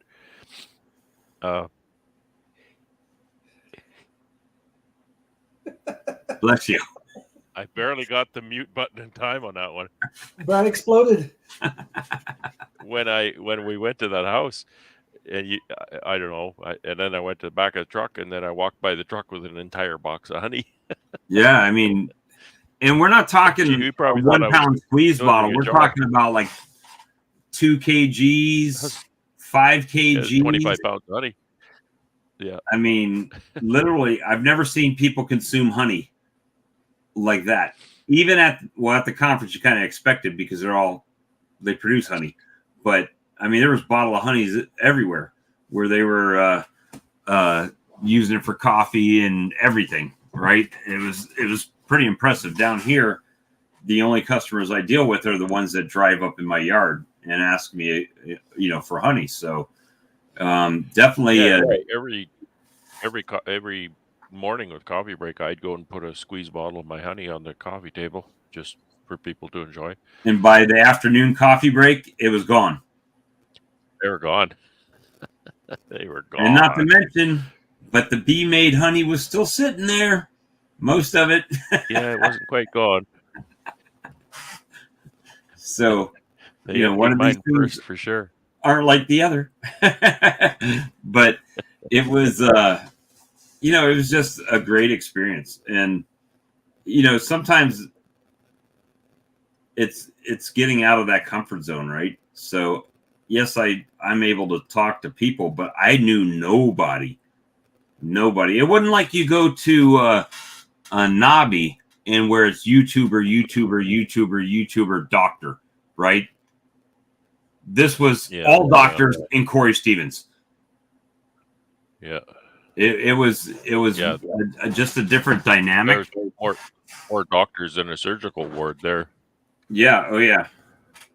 So I got to get into my scientific mind there, right? And yeah. And it's funny because I know a lot on here we joke and cut up and I'm just Bob and all that. But when you start talking, when you start speaking with doctors that are in the field and they understand what your background is, they listen a little bit more. Where, if that makes sense, right? You're almost validated by your credentials a little bit. I don't know if maybe not validated so much as it allows you to they don't speak to discount someone it as much. I think I understand a what little you mean. different lexicon. Yeah, I don't think it's discounted at all, but it's you're allowed to speak to someone with a different lexicon. It's like when I go into a computer store, right? I go into a computer store to buy computer parts or equipment or whatever, and it's kind of funny because I walk up to the guy and I say, "Okay, I worked in IT for 25 years, and that was 20 years ago. So we can talk, but I don't know what's on the shelf today. So this is what I need, right?" So then he'll dig out what I need. So it's not like we can't talk, but I don't know what's out there today because everything has changed. Right. So that's kind of the way I look at it, is they can speak on that with that kind of a lexicon and understanding. It is a different conversation for sure, right? It's not well, you do this because of this. It's like, well, when we used to do it, we did it this way, and this is why we did it this way, and what do you think about that? And then they say, well, we've changed a few things and we're doing it this way. But it's definitely a little bit, it's a little bit, for me, it's a little deeper type of conversation. Not to say that other conversations aren't deep, but it's just a different level of conversation, good or bad. You can easily get into different aspects without all the preamble. Right. You can start with a shared understanding right away and then go from there. I think I understand what you're talking about. Like, I'm like, as a hobby, I'm really into quantum mechanics and astronomy. And I went to a conference once and I asked questions to the guy making the presentation. And like, he thought I was a professor at first because of my level of understanding. Like, no, I'm just a hobbyist. But like, you could see the guy, he could speak without dumbing it down. Well, that's it. Yeah. I mean, it's definitely a different level, but it's a I mean, it's exactly that, right? A different level of understanding. So you don't have to give like a big backstory, right? You just, this is what I know or what I think, and that's it. And you work from there. Yeah, that's it. Yeah. Not that one way's better than the other, because we all have different levels of understanding, but it's just a different level of. And in my kind of what I was thinking was at that convention with these PhDs everywhere, none of them would talk down to anybody, right? Anybody could walk up to them and discuss their presentation or part of their work and absolutely have a perfectly fine conversation with anybody there, no matter who you are, or what your credentials are, or what your level of understanding of the subject matter is. My cat just freaked out again. So James said, just got 64-ounce hexagon glass jars, holds 6 ounces of honey. I get $12 a pound. What price should I put on them? Oh, if that was metric, that'd be easy. Well, so that's less than half a pound. Well, okay, like I used to sell some of those 4 ounces jars. Or was it 2 ounce? 4 ounces is about this big, right? Maybe this size. Well, I used to sell them like I used to sell this those is for an 5 8-ounce jar, and I get $10 a pound, and I sell this half pound for $10. So I get twice as much for Maybe this they're smaller. than I do for a pound or per pound. I guess that's the way to look at it. So Those flavors I gave you, Bob, I sell those for 10. They're a little bigger, but they're not a pound. let's see. Right. So Yeah, Brian I was stopped selling those small bottles because, well, they're really small. They cost basically the same as a large 500 ml bottle, and people, well, in my area, don't really like buying them. I have much more success selling the 500 ml bottles. Yeah, you have to be think I careful of agree. that, in my opinion, Sorry. because two things: you have to make those expensive enough that they won't buy them, right? Uh, I found that when I had a much cheaper option, it was really undermining the sale of my next size, right? Because you always get that customer who will always buy the cheapest thing you have, regardless of what it is or how much it costs. It's just a rule with certain demographic, certain subset of customers. There's a certain subset that will always just gravitate to the cheapest thing you have. And so if the cheapest thing you have is $10, then that's what they're going to buy. And that's fine. They'll buy that just no problem. But if the cheapest thing you have is $5, then that's what they're going to buy. So Yeah, that's that's why I my restricted that's myself. kind of my take on that. Yeah, that's why. The Sorry. well, guys, it is 20 after midnight here now, and I'm running on 2 hours of sleep, and I have a full day of bee work tomorrow because it's going to be the only dry day of the week supposedly. So I'm going to have to end the live stream, and I apologize that I'm not staying longer because I really want to, but we'll have to do this again very soon. Like, who knows? Nice to see everybody hanging out with us. That's really good. Yeah, we still have 42 That's at nice. 20 after midnight. So I appreciate everyone. Thank you for coming in. Thanks, JW, for the super chat. And we will see you guys on the next stream. Good night. Night, everyone. Good night, everybody.